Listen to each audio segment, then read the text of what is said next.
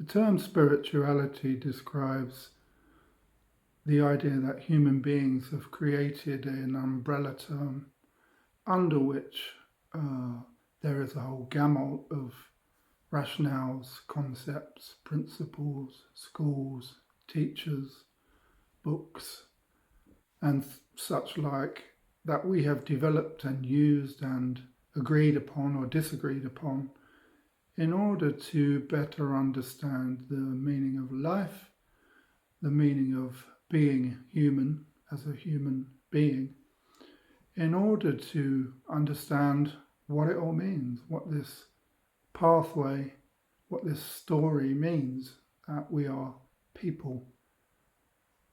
It stems exclusively from the thinking mind and our sense of our lives and what they really do mean. And in this we have created hierarchies and structures and institutions.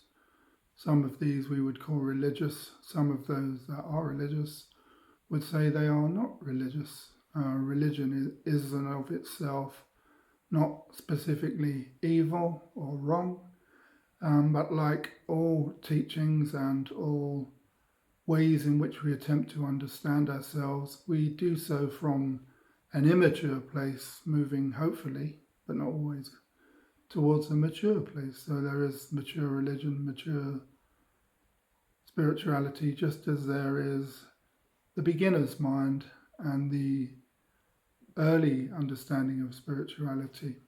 One good example of early stage consciousness of spirituality is that of 12-step culture, or the American understanding of recovery communities. And these can stem from substance misuse, alcohol use, emotional sobriety, to codependent relationships, to gambling, to poorly paid employees and employers, and food relationships. And these start at the basis of emptiness, of the human being exhausted by their own attempts to find happiness and trapped in compulsive relationships with objects outside of themselves, people, places, things, substances, food, in order to feel fluid states within themselves. And this idea of fluid state is a compelling feature, because in the end, whether religious, whether non-religious, whether spiritual, whether non-spiritual, whether the mental search for meaning and understanding of our own lives and our own search for meaning and happiness, it is in fact this same happiness that all searches are sought to bring about. Every human being, since time, is searching for what we might loosely call, which is a close approximation, happiness. Even our very searches for meaning, we might undertake and inquire into Zen Buddhism, Christian evangelical understanding of religious scripture, or merely a therapeutic process working with therapists and counselors, or even in the search for financial success. We are searching for an understanding that fits comfortably to us at that point in life, that we can run with for various other imagined, futuristic, hopeful points of life that we can loosely describe as being happy. Why do we seek happiness? Well, we seek happiness because we all have, none of us are immune from experiences of unhappiness. And these are much more challenging. They should be. The challenge itself, the emotional qualities of unhappiness, in their extreme, perhaps depression, sadness, grief, loss, and just hopelessness. These are the very genesis of a new search for happiness, the very opposite of unhappiness. And so we undertake ever-advancing ways in which we seek to find paths, practices, process, programs, people, places, in order to move ourselves out of the avoidance, if not the direct experience of unhappiness in order to move towards happiness. And happiness, perhaps then, is the direct experience of our understanding of having sought and found a space or even a temporary moment or an enduring season in our lives. And if we look, our lives are built seasonally, or they seem to be if we apply time to memory and search back through our experiences to experience a new season of happiness. And we all seem to be governed by this. Spirituality then is our latest way of describing what I feel psychologically, sociologically, humanistically and religiously we have previously called all of these things in an effort to seek this happiness. Spirituality, or spirit, is an old word of itself, of course, is an ancient word, and is a great pointer to our desire to find happiness. What it also seems to point to is a larger story for which we can understand our place in this world. We are conditioned, we are nurtured, we are grown, we are parented, we are schooled, we are trained in the ways of the first half of life questions. Most of us will have been schooled, if not directly in school, but through our parenting. And through all of this, we are given the tools of our family and our culture and our time frame in history in order to move out into the world and eventually supersede our parents as they become elders and they become old enough and frail enough that we parent them, and then their bodies evaporate. And what comes next, we don't know, though we have a trillion guesses, some of which are useful and helpful whilst we are still here. And then we become the elder, and the cycle of life and the cycle of being and the great chain of being from the molecule to the massive, and human beings are somewhere in that linearity, that we eventually transcend the body and the mind. And again, any one of those framings of what comes next might describe also some element of spirituality. On the contemporary scene, the spiritual scene, is this phrase non-duality. This is the latest way of articulating, of framing our understanding of the human experience. It is born out of the Vedantic traditions of the Hindu tradition, yet it also belongs to, very important qualification, the perennial tradition articulated by Aldous Huxley when he described how great truth, the comprehension of our present tense understanding of the search for meaning, let's call that here great truth, as Huxley did, can be described as available to us over all time, on every continent, in all cultures, and in all time frames in history. So great truth, our understanding of absolute truth, that is, absolute truth is our understanding of truth as it's available to everyone in the same framing, perhaps through different paths and understandings and movements of how we got there. But truth with a capital T, as opposed to my truth and I'm sticking to it. This is my truth as it relates to my personality construct, my emotional, psychological and mental narrative as life has described to me, my story, the truth as it belongs to my story and my version of events. That is a subjective and a relative truth. The absolute truth, of course, is the truth that is pointed to through all religious traditions, through all spiritual traditions, through all psychological and sociological and material traditions, through humanistic traditions. Though what we tend to do is, from a relative point of view and at our more immature levels, whether we ascribe ourselves to any of those groups and tribes that we described that I've just described, we tend to argue over who's got the right tribe, and religious traditions are particularly good at doing that. And out of those arguments, where we are arguing about who's got the finest looking donkey on the way to bliss and wholeness and understanding, we stand around arguing about who's got the best group, who's in the right tribe. And at the slightly even more immature level of that, our arguments about whether our tribe is right might be based on how wrong the other tribe are. We see this mostly in the material world, in the political traditions, in the national traditions. And these are, we can say safely, I think, that these are fairly unevolved, immature ways of looking at life. These are the ability to argue about a search for meaning whilst not having even undertaken the beginning of the search for meaning, or maybe we're at the first level. But later on, the initial and innocent and immature understanding of a search for meaning, if it doesn't get trapped at the tribal level, can enable us to transcend that. Every good teaching towards our realization of the perennial tradition and our search for truth ought to, should take us beyond the tradition itself.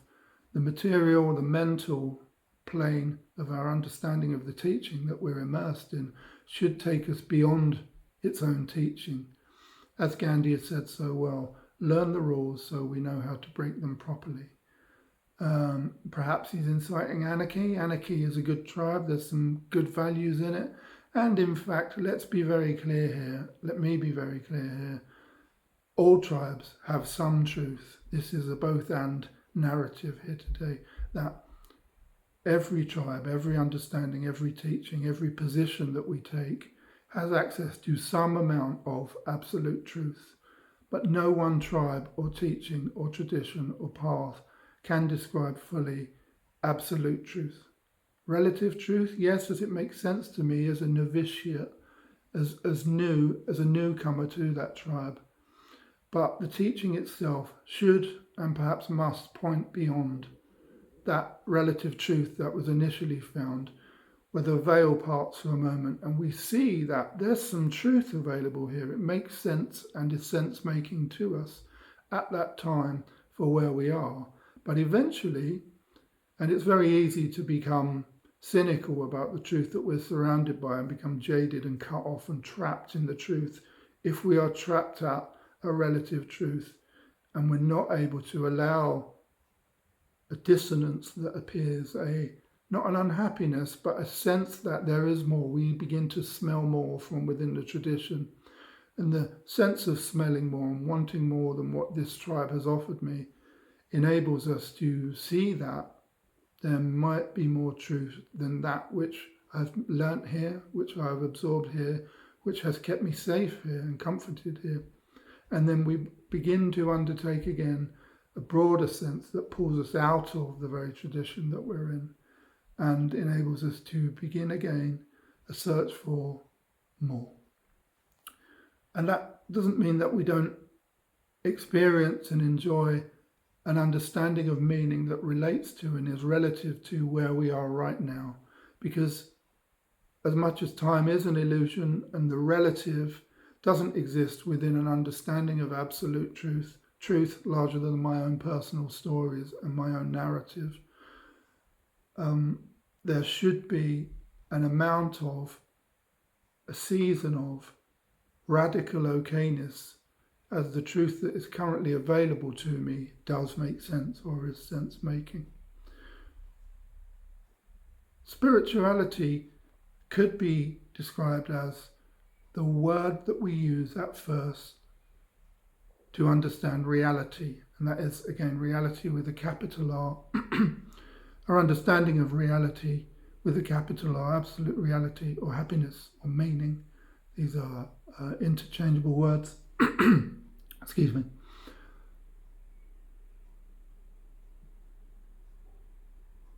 Is relative to the way in which we understand a relative truth. Is this truth, this reality, this absolute understanding of general happiness, broad happiness, happiness and meaning as it's always been, is this experience of present tense reality, relative reality with a small r.